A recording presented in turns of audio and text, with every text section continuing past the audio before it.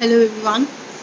हम लोग basic terminology पढ़ रहे थे थर्ड ईयर के लिए, जिसमें हमने फूड, न्यूट्रिशन, न्यूट्रिएंट्स, इनकी डेफिनेशंस जो है इनके बारे में समझा था। बेसिक ये चीज़ें क्या होती हैं, इनको हम समझ पाएँ। तो हमने जो है इसी क्रम में पोषण की परिभाषा पढ़ी थी, जिसमें हमने उचित पोषण या सुपोषण या गुड न्यूट्रिशन के बारे में बात की थी।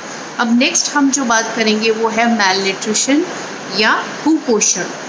जनरली जो है कुपोषण के शिकार बहुत लोग होते हैं, क्योंकि हम लोगों को ये आइडिया नहीं होता है या हम लोगों को ये कॉन्सेप्ट नहीं होता है कि हमें क्या चीज़, कौन सा न्यूट्रिएंट कितनी मात्रा में खाना चाहिए या लेना चाहिए, या कौन कौन से न्यूट्रिएंट्स लेने चाहिए। कई बार ऐसा होता है कि हमारी स्टेपल डाइट ऐसी होती है या हमारा भोजन इस प्रकार का होता है जिसमें हम कुछ न्यूट्रिएंट्स को बिल्कुल अवॉइड कर जाते हैं, या हमें उनके बारे में नॉलेज ही नहीं होती, इन्फॉर्मेशन ही नहीं होती। तो कुछ न्यूट्रिएंट्स को हम बिल्कुल अवॉइड कर जाते हैं या कुछ न्यूट्रिएंट्स को हम ज़रूरत से ज़्यादा ले लेते हैं। तो उससे हमें क्या होता है कि कुपोषण हो जाता है, या जिसे हम अंग्रेज़ी में बोलते हैं मैल न्यूट्रिशन। मैल न्यूट्रिशन जो है इसको हम अगेन दो भागों में विभाग कर सकते हैं। दो प्रकार का होता है। पहला है अल्प पोषण और दूसरा है अंडर न्यूट्रिशन, जिसे हम अंग्रेज़ी में कहते हैं, और दूसरा है ओवर न्यूट्रिशन या अति पोषण। देखिए, कोई भी चीज़ को कम लेना, चीज़ माने यहाँ पर हम पोषक तत्व की बात कर रहे हैं। किसी भी पोषक तत्व को अगर हम ज़रूरत से कम लेते हैं तो वो भी हमारे लिए नुकसानदायक होता है, और किसी पोषक तत्व को अगर हम ज़रूरत से ज़्यादा लेते हैं तो वो भी हमारे लिए नुकसानदायक होता है। तो अल्प पोषण क्या है? जब हम किसी न्यूट्रिएंट को या किसी पोषक तत्व को जितनी मात्रा में लेना चाहिए उस मात्रा से कम लेते हैं, तो इसे हम क्या कहते हैं? अल्प पोषण या जो है अंडर न्यूट्रिशन। यानी हमारी शरीर की आवश्यकताएं जो है वो उस मात्रा से पूरी नहीं हो सकती। तो धीरे धीरे लगातार जब हम कम मात्रा लेते हैं तो फिर धीरे धीरे जो है शरीर में उस न्यूट्रिएंट की कमी के जो है लक्षण दिखाई देने लग जाते हैं। इसी को हम क्या कहते हैं? Under nutrition. अब हम बात करें अति पोषण की। अति पोषण क्या होता है? जब हम किसी भी पोषक तत्व को ज़रूरत से ज़्यादा ले लेते हैं तो वो क्या हो जाता है? अति पोषण।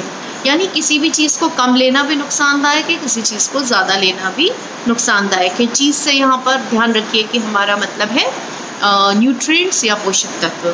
फॉर एग्ज़ाम्पल, अगर हम नमक की बात करें, नमक जो है आपने सामान्यतः सुना होगा, नमक साधारणतः अगर आप ज़्यादा लेते हैं तो आपको बहुत सारी बीमारियाँ हो सकती हैं, जैसे कि ब्लड प्रेशर है, हार्ट डिजीज़ेज़ हो सकते हैं। वसा की मात्रा अगर आपके आहार में ज़्यादा है तो उससे भी बहुत सारे मोटापा है, डायबिटीज़ है, हार्ट डिजीज़ है, और भी बहुत सारी बीमारियां जो है इसकी वजह से हो जाती हैं। तो कहने का मतलब है कि ओवर न्यूट्रिशन या किसी पोषक तत्व का ज़रूरत से ज़्यादा लेना भी हानिकारक होता है। तो अब हम एक और टर्म आती है जो बार बार हम इस सब्जेक्ट के अंदर आगे पढ़ेंगे, वो है पथापथ्य, या अंग्रेज़ी में इसे कहते हैं डायटेटिक्स।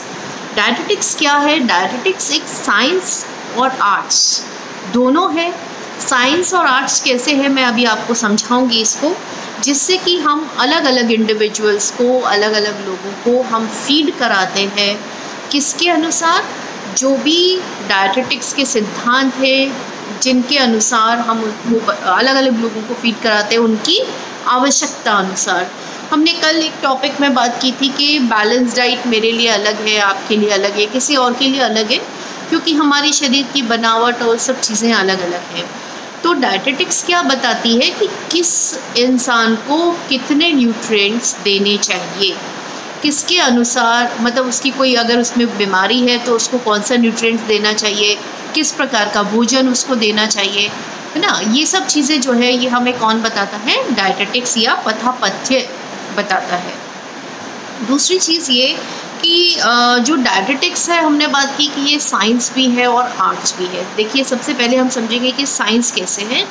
साइंस इस तरीके से है क्योंकि हम यहाँ पर न्यूट्रिएंट्स की बात करते हैं, उनके केमिकल कॉम्पोजिशन की बात करते हैं, उनका शरीर में जाकर क्या केमिकल रिएक्शंस होते हैं, है ना, क्या बाय प्रोडक्ट्स बनते हैं, उनके क्या कॉन्सिक्वेंसेस होते हैं, तो उसे हम क्या कहते हैं, इसलिए हम इनको क्या कहते हैं, साइंस। और आर्ट्स क्यों कहते हैं, क्योंकि किसी भी चीज़ को बनाकर परोसना, भोजन को बनाकर परोसना, उसको उसी भोजन को अलग अलग वैरायटी में बनाकर परोसना, ये सब चीज़ें क्या हैं, आर्ट्स। देखिए एक उदाहरण देना चाहूँगी कि ये आर्ट कैसे है कि अगर कोई इंसान बीमार है या सामान्य उसको बुखार है, तो आपने उसको जो है बुखार में जनरली प्रिस्क्राइब करते हैं कि जी खिचड़ी खिलाइए। अब खिचड़ी आप जो है सामान्यतः आपने बना के दे दी, क्योंकि बुखार है तो उसका लॉस ऑफ एपेटाइट तो उसको पहले से ही है, उसको भूख नहीं लग रही है, उसका मन नहीं कर रहा है खाने का, और फिर आप जो है खिचड़ी, जो कि वैसे भी जनरली लोग पसंद नहीं करते, अब इस समय पर आप उसमें उसको खिचड़ी दे रहे हैं, और वो भी अच्छे से परोसी भी नहीं है, तरीके से नहीं है दिया हुआ। उसी खिचड़ी को अगर आप बहुत थोड़ा स्टाइलिश तरीके से परोसेंगे, उसमें कुछ सैलड लगाइए, उसको थोड़ा सा अच्छे से डेकोरेट कीजिए, है ना, तो वो क्या है, वो अपना आर्ट जो है पॉइंट आपने उसके अंदर डाल दिया। आपने उसी खिचड़ी को बहुत सुंदर तरीके से पेश किया किसी के भी सामने, तो उसका नहीं मन होगा खाने का तो भी मन हो जाता है। ऐसा सामान्यतः होता है ना, कई बार हम बोलते हैं कि हमें खाना नहीं खाना है या हमें भूख नहीं है, लेकिन जब हम किसी चीज़ को देखते हैं कि वो देखने में बड़ा अपीलिंग लग रहा है ना, तो हम उसको खा लेते हैं। तो इसी तरह से हम कहेंगे। और साइंस हम क्या देखते हैं कि इसमें कौन कौन से न्यूट्रिएंट्स मिल रहे हैं, कौन से पोषक तत्व मिल रहे हैं, इसका शरीर में जाकर क्या रिएक्शन होगा, है ना, इसका क्या प्रभाव पड़ेगा, ये सब साइंस है। तो हम कह सकते हैं कि डायटेटिक्स जो है वो एक साइंस है और आर्ट्स है, जिसमें हम पोषण के सिद्धांतों से अलग अलग इंडिविजुअल्स को कैसे फीड कराया जाए, ये हम इसके अंदर सीखते हैं। ठीक है। अच्छा, अब एक सामान्य एक और टर्म है जिसे हम बहुत आम भाषा में इस्तेमाल करते हैं, लेकिन होता यह है कि हम इसको बहुत गहराई से नहीं लेते, या इसके बारे में अगर हमसे कोई पूछे कि इसकी परिभाषा क्या है तो हमें याद नहीं आएगा या समझ में नहीं आएगा कि इसको किस तरीके से डिफ़ाइन किया जाए। तो अब हम बात करते हैं स्वास्थ्य की या हेल्थ। अब हेल्थ क्या है? हेल्थ वो फिज़िकल और मेंटल कंडीशन है जिसके अंदर रोग अनुपस्थित हो, किसी भी प्रकार का कोई रोग नहीं हो। तो ये भी एक बहुत ही आइडियल कंडीशन है।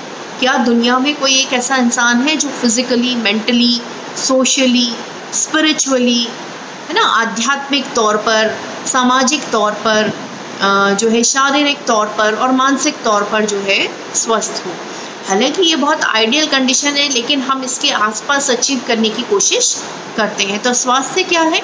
स्वास्थ्य हम कहेंगे कि केवल रोग की अनुपस्थिति नहीं हो या रोग अनुपस्थित हो, इसी को हम केवल स्वास्थ्य नहीं कहते, बल्कि कोई मनुष्य जो कि शारीरिक रूप से, मानसिक रूप से, सामाजिक रूप से और आध्यात्मिक रूप से जो स्वस्थ है, उसी को हम क्या कहते हैं? स्वस्थ व्यक्ति कहते हैं। ठीक है। और ये एक बहुत ही आइडियल कंडीशन है। इसको हम आगे जो पूरा चैप्टर आएगा तो हम पढ़ेंगे कि मानसिक स्वास्थ्य से हमारा क्या मतलब है, या हमारा स्पिरिचुअल हेल्थ से क्या मतलब है ना, या फिर सामाजिक स्वास्थ्य से हमारा क्या होता है। तो इसको हम आगे और डिटेल में करेंगे। फिर हम बात करते हैं पाचन या डाइजेशन, जो कि बार बार आएगा जब हम भोजन की बात करते हैं, जब हम फूड एंड न्यूट्रिशन की बात करते हैं, पोषण की बात करते हैं, तो हम पाचन की भी बात करते हैं कि पाचन क्या होता है। पाचन या डाइजेशन क्या होता है कि जो भी फूड, जो भी भोजन आप ग्रहण करते हैं वो एक कॉम्प्लेक्स फॉर्म में होता है, या एक कॉम्प्लेक्स उसके अंदर होता है जिसको कि हम उसके अवयवों में तोड़ते हैं, उसको छोटे छोटे टुकड़ों में तोड़ते हैं, विभक्त करते हैं। इसी को हम क्या कहते हैं?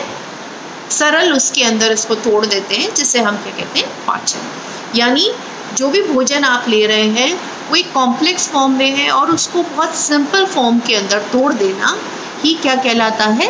पाचन। छोटे छोटे टुकड़ों में विभक्त करना क्या कहलाता है? पाचन। पाचन के बाद की जब हमारे शरीर में भोजन पच जाता है, उसके बाद उसका अवशोषण होता है या उसका अब्जॉर्प्शन होता है। अब्जॉर्प्शन क्या होता है कि जब पाचन हो गया, छोटे छोटे टुकड़ों में टूट गया भोजन, तो अब शरीर जो है उसमें से अपने जो भी काम की वस्तुएं हैं, काम की वस्तुएं शरीर के कौन सी हैं? न्यूट्रिएंट्स। ठीक है, तो जो न्यूट्रिएंट्स हैं उनको शरीर अपने अंदर एब्जॉर्ब कर लेता है या अवशोषित कर लेता है, जिसे हम क्या कहते हैं। फिर उसके बाद जो है, अवशोषण के बाद शरीर के अंदर मेटाबॉलिज्म होता है, तब जाकर शरीर जो है इन न्यूट्रिएंट्स का उपयोग कर सकता है। ये एक बहुत ही लंबी प्रक्रिया है, एक जटिल प्रक्रिया है, जिसमें बहुत सारी रासायनिक क्रियाएं होती हैं, तब जाकर जो हम भोजन ग्रहण करते हैं वो हमारे शरीर के काम आ पाता है।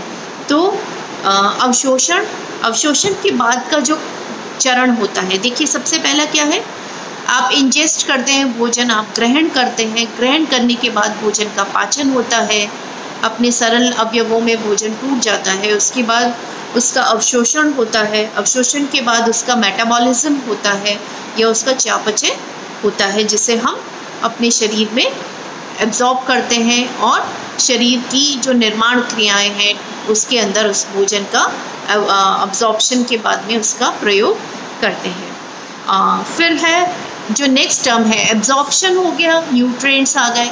अब ये न्यूट्रिएंट्स एज सच जो है आपके शरीर के काम के नहीं होते हैं, अब इसमें भी बहुत सारी रासायनिक प्रक्रियाएं होती हैं, उसके बाद जाकर ऊर्जा का निर्माण होता है या अन्य अवयवों का निर्माण होता है, जिससे कि वो हमारे शरीर के काम आ सकता है।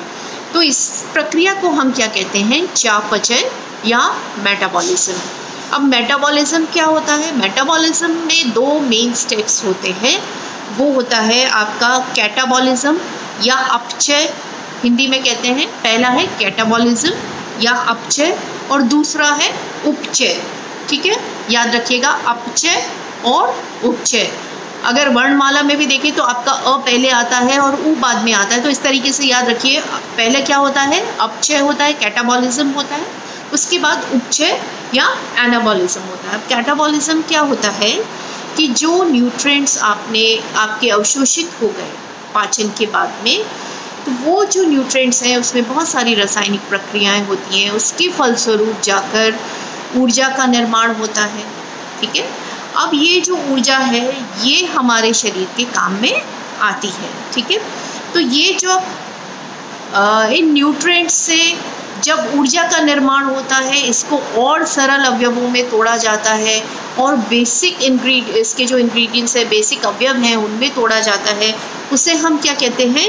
अपचय या कैटाबॉलिज्म। अब इसके जो फलस्वरूप जो ऊर्जा बनी, ठीक है, अब इस ऊर्जा का प्रयोग हम कहाँ करते हैं? कोशिकाओं में काम में आता है। कोशिकाएं कैसे काम करती है? उनको ऊर्जा चाहिए काम करने के लिए। ठीक है, नया निर्माण करने के लिए ऊर्जा चाहिए, अनेक जो है रासायनिक जो है इसकी प्रक्रियाएं होती है, फिर जाकर ये ऊर्जा जो है हमारे शरीर के काम में आती है। तो जब ये शरीर का ये ऊर्जा बन गई और ऊर्जा जब शरीर के निर्माण के लिए काम आ रही है, निर्माण कर रही है, फॉर एग्जाम्पल आपकी नई कोशिकाएं बना रही है, आपका रक्त बना रही है ना, और भी शरीर में जो भी निर्माणात्मक कार्य है उनको कर रही है, तो उस समय हम इसको क्या कहते हैं? उपचय या एनाबॉलिज्म। ठीक है, तो मेटाबॉलिज्म जो है उसको हम दो में हमने विभाग किया। पहला है कैटाबॉलिज्म, जो अवशोषित भोजन है उसके अंदर रासायनिक प्रक्रियाएं हुई, उससे ऊर्जा का निर्माण हुआ, इसे हमने क्या कहा? कैटाबॉलिज्म या अपचय। अब अपचय के बाद का सेकंड स्टेप क्या होता है? उपचार। जब हम इस ऊर्जा हमने क्यों बनाई? क्योंकि हमें शरीर में ज़रूरत है उसके निर्माण के लिए, नई नई चीज़ें, नई कोशिकाएं बनाने के लिए, है ना, शरीर को सुचारू चलाने के लिए ऊर्जा चाहिए। हम कई बार कहते हैं ना, खाना नहीं खाया, लो फील हो रहा है, एनर्जी नहीं है ना, ग्लूकोज लेवल कम हो गया, तो ये क्या है कि यहाँ पर जो ऊर्जा बनी तो वो आगे हमारे शरीर के निर्माण कार्यों में जब काम में आती है तो उसको हम बोलते हैं उपचय या एनाबॉलिज्म। ठीक है, तो आज के लिए आप इतनी ही टर्म्स जो है उनको याद करेंगे। बहुत इम्पॉर्टेंट है मेटाबॉलिज्म को अच्छे से समझ लेना, उदाहरण के साथ में समझ लेना, क्योंकि मेटाबॉलिज्म या चयापचय हिंदी में जिसे हम कहते हैं का शब्द बार बार आएगा, तो हमें उस समय ये कॉन्सेप्ट क्लियर होना चाहिए कि मेटाबॉलिज्म क्या होता है, पाचन क्या होता है, अवशोषण क्या होता है। नेक्स्ट क्लास के अंदर हम करेंगे भोजन के कार्य।